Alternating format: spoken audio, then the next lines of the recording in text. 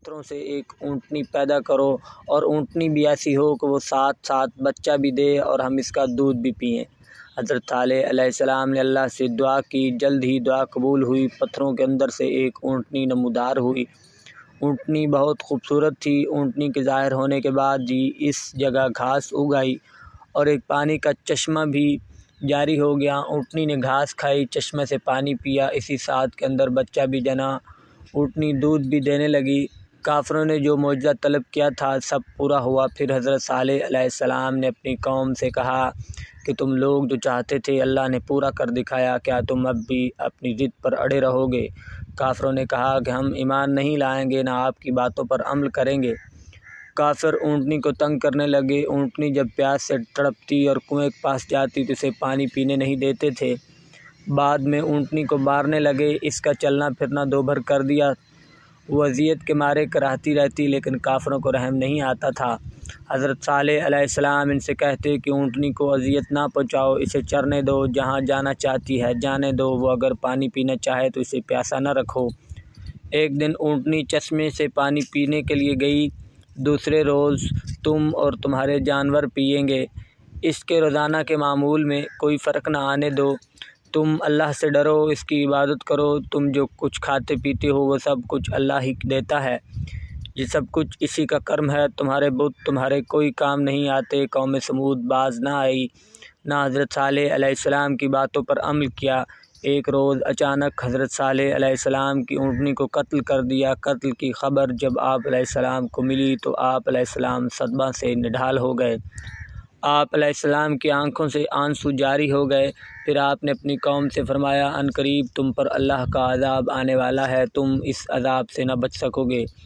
اس کے بعد ہی آسمان پر بادل گرجنے لگے، پھر بجلی چمکی۔ اس کڑک اور گرج کی آواز سے پوری قوم ہلاک ہو گئی۔ جو لوگ آپ علیہ السلام پر ایمان لائے تھے اللہ نے انہیں بچا لیا۔ جو لوگ اس تباہی سے بچ گئے وہ عرب کے مختلف علاقوں میں آباد ہو گئے۔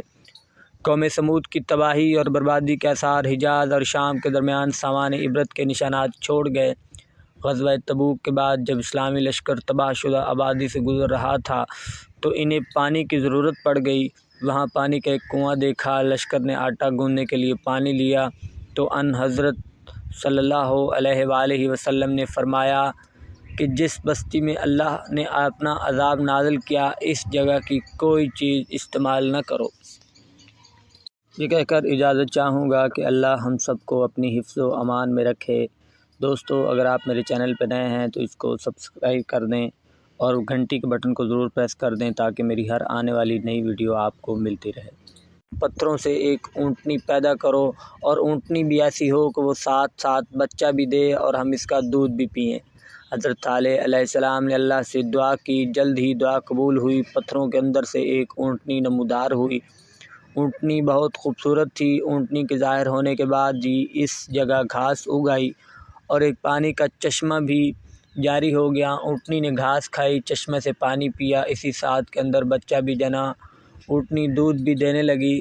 کافروں نے جو معجزہ طلب کیا تھا سب پورا ہوا۔ پھر حضرت صالح علیہ السلام نے اپنی قوم سے کہا کہ تم لوگ جو چاہتے تھے اللہ نے پورا کر دکھایا، کیا تم اب بھی اپنی ضد پر اڑے رہو گے؟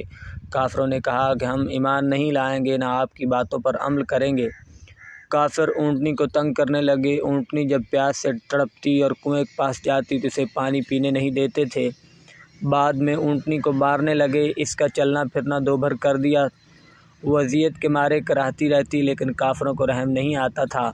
حضرت صالح علیہ السلام ان سے کہتے کہ اونٹنی کو اذیت نہ پہنچاؤ، اسے چرنے دو، جہاں جانا چاہتی ہے جانے دو، وہ اگر پانی پینا چاہے تو اسے پیاسا نہ رکھو۔ ایک دن اونٹنی چشمے سے پانی پینے کے لیے گئی، دوسرے روز تم اور تمہارے جانور پئیں گے۔ اس کے روزانہ کے معمول میں کوئی فرق نہ آنے دو۔ تم اللہ سے ڈرو، اس کی عبادت کرو۔ تم جو کچھ کھاتے پیتے ہو وہ سب کچھ اللہ ہی دیتا ہے، یہ سب کچھ اسی کا کرم ہے۔ تمہارے بت تمہارے کوئی کام نہیں آتے۔ قوم سمود باز نہ آئی، نہ حضرت صالح علیہ السلام کی باتوں پر عمل کیا۔ ایک روز اچانک حضرت صالح علیہ السلام کی اونٹنی کو قتل کر دیا۔ قتل کی خبر جب آپ علیہ السلام کو ملی تو آپ علیہ السلام صدمہ سے نڈھال ہو گئے۔ آپ علیہ السلام کی آنکھوں سے آنسو جاری ہو گئے۔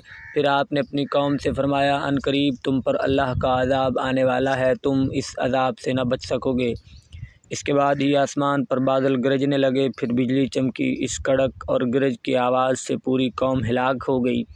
جو لوگ آپ علیہ السلام پر ایمان لائے تھے اللہ نے انہیں بچا لیا۔ جو لوگ اس تباہی سے بچ گئے وہ عرب کے مختلف علاقوں میں آباد ہو گئے۔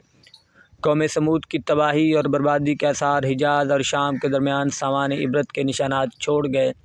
غزوہ تبوک کے بعد جب اسلامی لشکر تباہ شدہ آبادی سے گزر رہا تھا